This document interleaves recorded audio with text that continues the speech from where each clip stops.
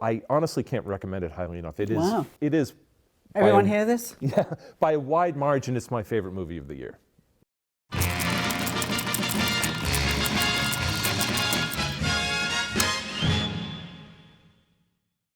Hello again. Talking Pictures. This is the last show of the year, if you can believe that. Mary Stack. And Michael Dow. And we're going to chatter about some of the movies we've been looking at lately. And this week we're going to go through 6, starting with Pain and Glory. And The Irishman. Knives Out. Yep. Marriage Story. JoJo Rabbit. Yeah, and then a little bit of discussion about what's on Netflix coming up, or that we've seen. So, take it away, Mike. Pain and Glory sounds like your topic. my 2 favorite things. Pain and Glory is the new film by Pedro Almodovar. And Almodovar is one of those filmmakers, he's cranked out a considerable amount of films, and I haven't caught up on his stuff for a while, but seeing this one makes me want to return and revisit a lot of his later works. Almodovar is one of those interesting filmmakers because he started off making rather like hysterical comedies, back in the 80s. Women on the Verge of a Nervous Breakdown is his most famous breakout film, and Pain and Glory has a kind of an oblique reference to the success of that movie. But what's really interesting about Almodovar and what this film reflects is that he made a very, I don't want to say radical, but considerable turn away from making rather broad comedies to making very sincere, pared down character study dramas. A lot of which, again, like focus on female characters and mother figures and the like. That seems to be one of his ongoing thematic concerns in his movies. Surprise, surprise. Yeah, and the other interesting thing about this film that again makes me want to revisit his earlier work is that he's reunited with Antonio Banderas as an actor, and Penelope Cruz is in it, right? Penelope, yeah, she's in it as well. So basically, what it's about, it's very kind of Fellini-esque, kind of a I don't want to say nostalgia, but kind of bittersweet look back on Almodovar's own career. Banderas plays an aging director who realizes that he has considerable health problems, and combine that with the fact that he's being feted for this earlier film that he made, which is was it in a massive English? success. No, it's in Spanish. Yeah, and so Almodovar, the character, the kind of stand-in that Banderas plays for Almodovar, revisits specific people in his life that had a massive influence on him. Probably the most effective of these reminiscences consists of memories of his mother and the poverty that he lived through. And there's this wonderful extended and recurring motif in the film where we constantly return via flashback to this cave space that he lived in with his parents because, again, they were so poor that they had a kind of falling of fortune. Now, is this in South America or mainland Spain? It's Spain. Yeah. Oh, wow. Yeah. And so the most affecting or touching sequences are those with his mother, and Penelope Cruz is extraordinary in it. Again, understated, less is more kind of acting. That's really interesting. But he also has kind of revisitations with an actor who he worked with, again, a stand-in for Banderas, and also a former lover. And he considers the way in which those relationships are really all that ultimately matter to him later in life, as he kind of has a certain kind of crisis in terms of his art. And it's a very, again, mellow, and I don't use the word like minor in a negative way, but it's just kind of an internal interrogation of the highs and lows of his past. And it's nice to see a filmmaker reflect contemplatively, combined with a kind of masterful approach that Almodovar has as a filmmaker. Again, it has a kind of Fellini-like quality, but it also has a kind of Bergman-esque kind of contemplation quality to it as well. So it's interesting to see Banderas, likewise, as an actor. He's somebody that I think you take for granted. He did the whole Hollywood thing, came to America after his falling out with Almodovar, and became, or at least attempted to become, like the latest action hero, whatever. So it's very nice to see him likewise return to subject matter that is mature, adult, thoughtful, and you really see, and I hate to say this, but Banderas is one of those actors who you take for granted because you don't realize how much depth there is there. So the film is revelatory in that regard.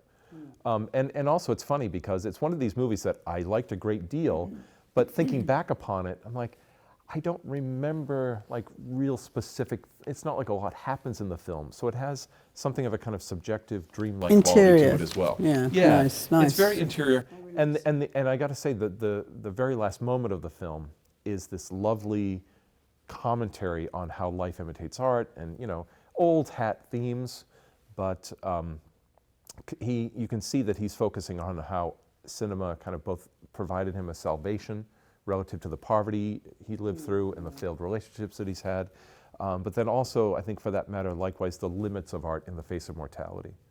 Yeah. Wow, it's a lot. Yeah, it's deep stuff, but it's deep stuff. But as I say, it's a kind of minor film, so at the same time, it's like a nice matinee movie. There's a lightness even to his Before drama. you go for a cocktail. Yeah, exactly. Yeah, as I said, and there's a lightness to his drama that I think is very commendable. Yeah, he doesn't get turgid. He doesn't get there's no navel gazing. Exactly. So well worth checking out. Okay, well, we'll go from the highs to the lows. I hate to say this, but my second big diss of the year after Tarantino's Once Upon a Time in Hollywood was in fact The Irishman. It's a bit of an arduous epic.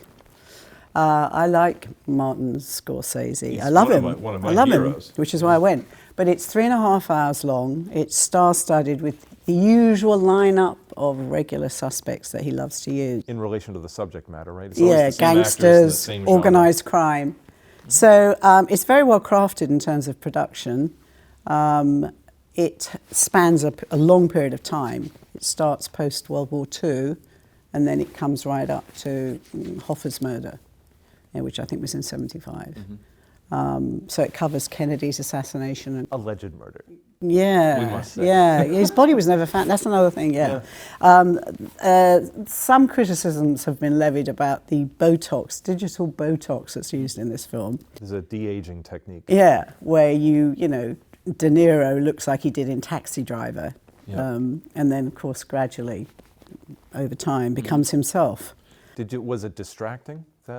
It was a bit of a shock first because I thought, my goodness, he looks good with all that latex. Yeah. And then I realised it was way too good. And the fact that we're even talking about it, I think, makes it a distraction in a sense, So I guess that wasn't as much of an issue, the digital Botox, as the fact that it just lagged for me. It's, 3.5 hours. Could you not do it in less time? Yeah, Casino, his other film too, kind of suffers from that, this interminable running time. Well, I guess nobody says cut to Martin, Right. Nobody has the balls to say that. Anyway, there's a lot of drive-by shootings. I'm not a great fan, as you know, of violence.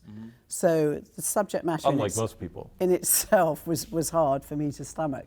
But the fact that it was to no real purpose made it all the more futile.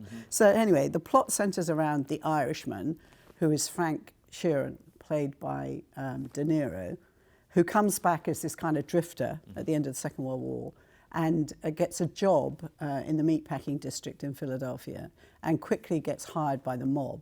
He gets in with the mob and, meat carcasses start disappearing. And he does the same kind of shtick he does in Taxi Driver, What can I tell you? They were here, they're gone. Yeah, what can I say? And you think, oh, is this a flashback? What is this? Yeah, he's got about a half a dozen tropes that he leans on. So, I'm like, oh my God. So I actually preferred The Godfather. The Godfather had more drama, more texture. It had the different locations. It set the standard. Yeah, it did. So anyways, this is a bit of a watered down version of that, I have to say. And again, to go back to this kind of like de-aging stuff, it's like you think again about The Godfather Part 2, and De Niro does a masterful job of playing a young Vito Corleone. Why? I wonder, just an open question, why did they choose to take the digital route it's as pure opposed ego. to... Pure ego, maybe. Possibly. Or he didn't want somebody else playing him as the young version of himself. I don't know. Yeah, because do you really see De Niro's performance? You know what I mean? With the de-aging? Do you really see his performance, period? Right. Well, I think it lacked depth. And, it centres around... He has a friendship, if you can call it that, with Jimmy Hoffa, who's head of the Teamsters Union, and ultimately ends up murdering him, De Niro. So the Irishman ends up murdering him.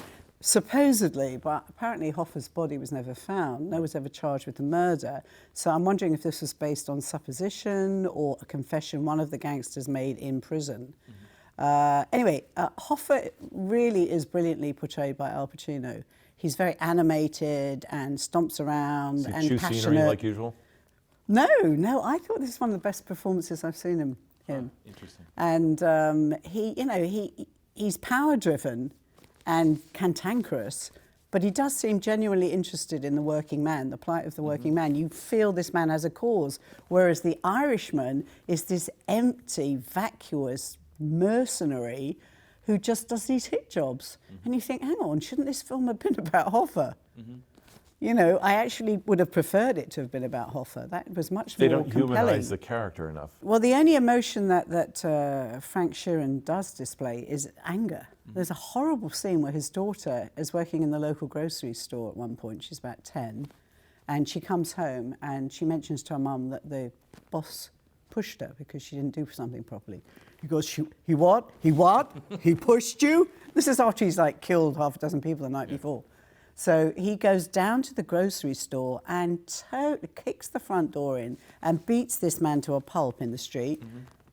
And it just made me ill. And that's Raging Bull. It's the same, like... Yeah, and you know, at the end you think, oh, there's going to be this kind of breakthrough because he's having a conversation with the priest. You know, he's kind of done his time and he's in this nursing home. In a redemptive state. And the priest Scorsese, is the saying, you girl know, do you have any remorse? You don't have to tell me, but do you have any remorse? And he says, no, I don't. And you think, oh my God, this is the end. Right. This is the anyway. So if So it was that a must be the portrayal point, of but what futility, is the point? yeah. Right. Anyway, so it does have standout performances. Harvey Keitel's in there, Joe Pesci's in there. So I mean, all the old cast, Goodfellas are there. So, But one too many times to the well, perhaps. but I did see one great quote, which I'm not sure it was worthy of, but somebody said it was long and dark, which I agree with. Long like a novel by Dostoevsky and dark like a Rembrandt. Oh, I'm not sure about that. That's high praise. Maybe a little too high. Indeed. Through the roof? Yeah. Yeah. All right, on to Light Relief. Knives Out, you. Michael. Knives Out. There we go. Arduous torture for me, but go ahead. I thought this was I found this quite an entertaining little outlet for myself. It wasn't terribly deep. At all. Although there was some social commentary that we don't agree on that I thought was quite clever. So it was really an Agatha Christie, you know, whodunit in the big country house, and we've got the very esteemed, I think he's a thriller writer. Yeah, murder mystery writer. Yeah. So it's very meta. It's so meta. Who gets killed. His throat is slit. He's discovered by the maid with a slit throat. That's right. By all appearances, it's a murder scene. Yeah, and the family are all sort of scheming swines, all members of the sons, family. The daughters, and the in-laws. Yeah, all have reasons to want him offed. And he seems to have an argument with all of them, one after the other, the very night of his murder. Right, because it's one of those scenes, he effectively cuts everyone out of his will. That's right. That's right. That So, old saw. but of course, there's a couple of amazing performances. I think the nurse, Marta. Her name's Anna de Armas. I think she's going to be a real person to watch. Thought she was very, very good playing, you know, the nurse who. Are we giving away the whole plot? Well, why not? Yeah, No. why not? Well, she's very put upon by everyone because you know, every white character has to by nature be racist, and every character by nature has to like mistake her culture of origin. That's and, right. They do a big nobody thing gets of that. It right. I think that's quite amusing because it's so clearly a white thing. Right, that's but it's- common. Oh, course- you're of from course it's Colombia. common. Oh, no, I'm not- it's Peru. They're next to each other. Yeah, nobody's aren't going to say that that's not common, Yeah. but it's such an easy place to go. I mean, it's directed by and written by Rian Johnson. That's right. The guy who almost single-handedly sabotaged the Star Wars saga. Not that I necessarily care that much about that. I knew there had to be a deeper motive With The for Last this, Jedi. for But this malice. Okay, but what bothered me too is that every white character, seemingly, by virtue of being white, is irredeemable. Chris Evans plays the most toxic of them all.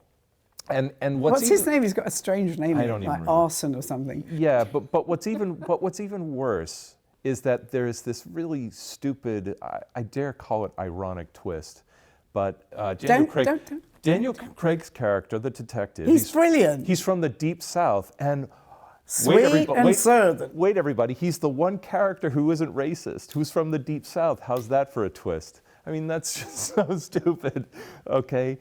So that really bothered me. But it was also, I mean, and Rian Johnson like bends Everyone over. in the South is racist. Of course not, but that's the stereotype. Okay, Rian Johnson thinks it's enough, as you say, as like a social political commentary. He thinks it's enough to make the teenage boy this little alt-right punk, okay? And then the teenage girl is like the social justice warrior. I mean, he thinks it's enough to just give the characters these labels. He does nothing with it. It's a detective As I say, who even, done it. Well, Can't go there. To almost give one thing away, it's a nobody done it. And that's the other thing that bothered me. Within 40 minutes of the film, the murder, no, seriously, the murder is explained. Don't tell everybody everything. No, but I'm warning people. Like within 40 minutes of the film, the murder is explained away, and the film just completely deflates. There's no mystery left. And I kept waiting. Okay, there's going to be a major twist where that whole like explanation is undermined by some deep-held secret. It never comes. I liked the values, the twisted values. I liked all that stuff. The social commentary, which was subtle and amusing to me, about the greater good and you're part of the family to the maid. But then when the will is read, well, you're not his real family when the fact he's cut out. Right. So I found all that kind of delightful irony. I mean, it just really appealed to me.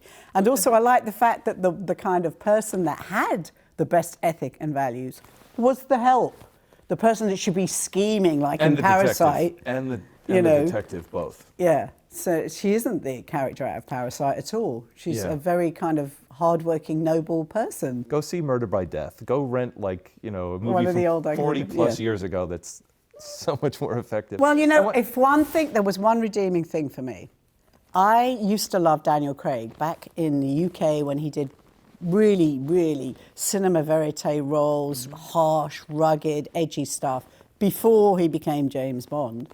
And to me, he redeemed himself as an actor. Yeah, he's he took back. Good. He's brilliant. He's a brilliant actor. He can do anything. And didn't you feel that all the characters? I love the cast. Don't get me wrong. Toni Collette was great. Brilliant cast, but they're just kind of written off near the end, and the film becomes really like a duel between two primary characters. And the whole business about Daniel Craig's speech about the donut hole. That was just like... What was so convoluted? I loved it because it was just nothing. Painful. It was taking pokes at everything. Mm-hmm. I loved it. That pop culture stuff. But the worst kind of pokes. I loved it. The takeaway psychology. But the hole in the so donut. Slavish to the moment. It was trying so desperately to place itself within the milieu of 2019. Yeah. But it was just no point to it. Which, let's face it, is a difficult place to be. Of course it is. There we are. All right. So go at your peril, and you may even have a good time. Okay, on to more serious stuff, a little more painful. This was really, for me, the film of the week. Actually, one of the best films of the year for me. Marriage Story. Oh, yeah. Scarlett Johansson and Adam Driver. You can see why these two are just... Actually, I wasn't a great fan of Adam Driver till this performance. Yeah, he's tough to take sometimes, but this in was other good. things, And I think it was because he played... The script is excellent. The Noah Baumbach directed it. Noah Baumbach. I do not know. He probably wrote it as well. Didn't see it as a really? I think it's autobiographical. I think. Oh dear Lord! Like all his films are. Oh gosh, that's very sad. Yeah. Anyway, it depicts the chapter in the lives of two talented sort of actor-directors in New York City, Scarlett Johansson and Adam Driver. They have a little boy, and it's beautiful because the opening of the film is them both reading aloud the things they love about the other. Mm-hmm. But they're refreshing and real. To each other? No, it's voiceover. Then that somebody is just describing the other character who you see going about their business. So you're introduced to these characters through this third-party commentary. Mm-hmm. But these things are not said to the other person. Anyway, quickly, this marriage, which appears very healthy and vibrant and good, just starts crumbling before your eyes. Like And imperceptibly, or imperceptibly. There doesn't even seem to be a real trigger.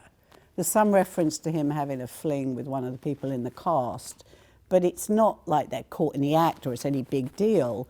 She suddenly gets cast in some West Coast drama and decides to go after it. And, you know, he's a lofty, artistic person. uncompromising. Yeah, he thinks this is really kind of a bit of fluff, waste of time. Not to mention the logistics become very tricky because she takes the son. So anyway, you watch this, the dialogue is outstanding and it's so believable. And they're both true to their characters. They don't kind of, well, she more than he, sort of morphs into this other being, you know, the best and worst of a person. So the conflict and the situation is ramped up by the attorneys.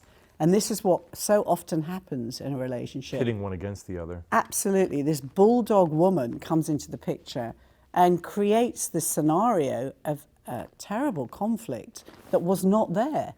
And then they almost have to pick up their roles and play out the conflict to its terrible denouement. And it's so sad and painful to watch, but very real. So it's not easy watching. It's very believable. And the thing that's most heartbreaking at the end is he's teaching his son to read at one point, and his son finds the notebook where she's written these things about her husband that were meant to have been read aloud in therapy. Okay. That was the purpose of these things, what I love about X and Y. And she refuses to do it when it comes to therapy. She refuses to do it. And the therapist says, well, it only works if you both do it. You can't have one person doing it. And she walks out. So here, for the first time, he hears what she loves about him, read by the son. It was brilliant.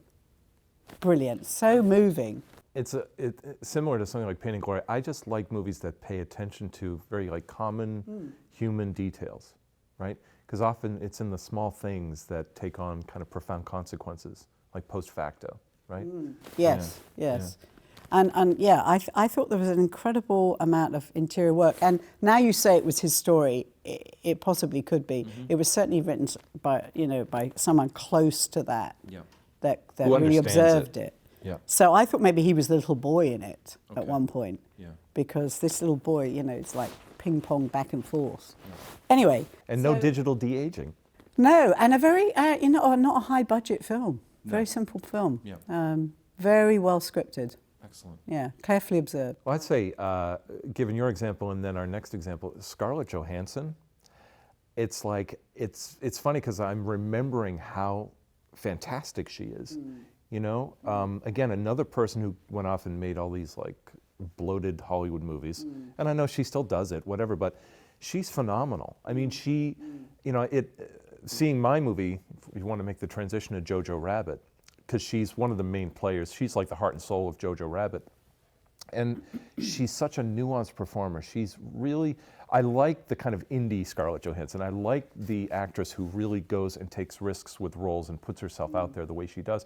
Never mind the fact that she's still willing to do that, given all of her success, you know? She pushes herself as a performer. Yeah, really. And I like that. Yeah, and allows herself to be put under that microscope. Yeah. So I guess over to you, and I've heard great things about this film. Didn't get a chance to see it. Yeah, JoJo Rabbit, again, like so many films, you, like Knives Out, you have this anticipation. You want it to be this thing, and either it falls flat or it fulfills your expectations. And again, it's one of those things, as many times as I've had this experience, I haven't had it in a long time, really. So seeing JoJo Rabbit, you walk out, it's like, God, seeing a great movie can really just, put it mildly, it just makes your day. You know, you feel almost cleansed. You know, it's like art can still be redeeming and nourishing. You know, for me, JoJo Rabbit is one of those movies. So the subject matter, just briefly, it's about a little boy who's in Hitler's army, or he's training to be a member, the Hitler Youth. And in order to kind of get himself through the process and psych himself up, he conjures up Hitler as an imaginary friend. Okay. Like a rabbit. No. Well, like it's actual like Hitler in the flesh, and he's played by, I can never get the name right, so it's Taika Waititi, who did A Hunt for the Wilder People. extraordinary director. He's right up there with Wes Anderson or any of these other kind of like major indie filmmakers. So he plays Hitler, and they have this kind of bond of friendship. And JoJo Rabbit, the boy, he lives alone with his mother. His father is, he thinks his father's fighting the war when it's actually his father's a member of the resistance. So in place of the absent father, he has Hitler as an imaginary friend to kind of psych himself up and go through the training process of becoming a good soldier. Of course, the young boy fails miserably, and so that's effectively the first act of the film. The first third of the movie is wildly comedic. The film begins, the credit sequence is designed almost like a Hard Day's Night. Okay, so that the cult devotion to Hitler and the movement is equated with Beatlemania. And you would think it might not work, but it is really wonderful. Boy, that's a real brave They even use the experiment. Beatles. Yeah, they even use the Beatles' German recording of "I Want to Hold Your Hand," and that's one of the kind of running gags in the movie is that they have these German versions of famous pop songs. So and so the beginning is fast and furious, and they combine that with footage from Triumph of the Will. So extremely irreverent, and I can see how people might find that offensive, but again, it's so well handled that you kind of forget the kind of potential offense that it might cause certain sensitive people in the audience. But then the film takes very dramatic turns. His relationship with his mother is exceptional. To be honest with you, I cannot think of a better casting choice than Scarlett Johansson and the boy who plays. They are so perfectly suited, you become convinced that they're mother and son. So what you gradually discover, as JoJo Rabbit, the boy, does, is that his mother is in fact a member of the resistance, and that she's harboring a young Jewish teenage girl in their crawl space. And like the Anne Frank thing. Very much so, yeah. So a lot of the film, the way in which the whole middle section of the film plays out is that the relationship between the young boy and this girl. And what's extraordinary about the movie is that without going so deeply into it, but you really get a sense of the kind of conflict that a young boy, a 10-year-old, would be experiencing within the context of the latter days of World War II, meeting this girl who he thinks is a demon with horns, the whole thing. And so they develop a very strong relationship. He develops a crush on her. So you get a strong sense of the kind of ideological conflict that this boy is suffering from as he's only beginning to really come to a greater understanding of the world around him, the world as it is. I mean, it's very profound, but it's dealt, again, like was a very kind of lighthearted manner. The caricature of Hitler, who constantly comes back throughout the film, adds a much-needed comic relief. So there's a very, very astutely and subtly balanced kind of depiction of the horrors and the reality of war, and a deep, deep and abiding romanticism with poetry, with art, with love. And it's hard for me to say this convincingly, but it's a deeply romantic film in a way, but in all the right ways. The mother-son relationship and everything else that goes along with it. So I honestly can't recommend it highly enough. It is. Wow. It is. Everyone hear this? Yeah, by a wide margin, it's my favorite movie of the year. Yeah. Wow. Yeah. I think it could have done with a better title. I think something about it. Maybe I'm being ridiculous. Yeah, well, the but I rabbit, think, the JoJo is his nickname Yeah, as a boy. I get that, And but- then the rabbit is, it refers basically to a moment where he can't kill a rabbit in front of his peers. But yeah, the title isn't much. Yeah, well, I think if you are searching around for something and not doing any deep dive, you think, is this some sort of animation thing, without doing any checking on it? Yeah, exactly, like a kid's movie. Yeah, It exactly. has, there's It's no... kind of like, anyway. Okay, so you found the fatal flaw in an otherwise perfect movie. I haven't seen it, but I want to see it. Okay, so there are a couple of films I think are worth looking out for. I have not been able to see it yet, but I want to see Queen and Slim, which is this alternative Bonnie and Clyde black film. A couple gets stopped by the police on a date and bad things happen. So I want to see that. I want to see The Two Popes, which is coming. But I did see two great films on Netflix in the past week. I just want to, for me, the one movie I'm still want is Sam Mendes' 1917.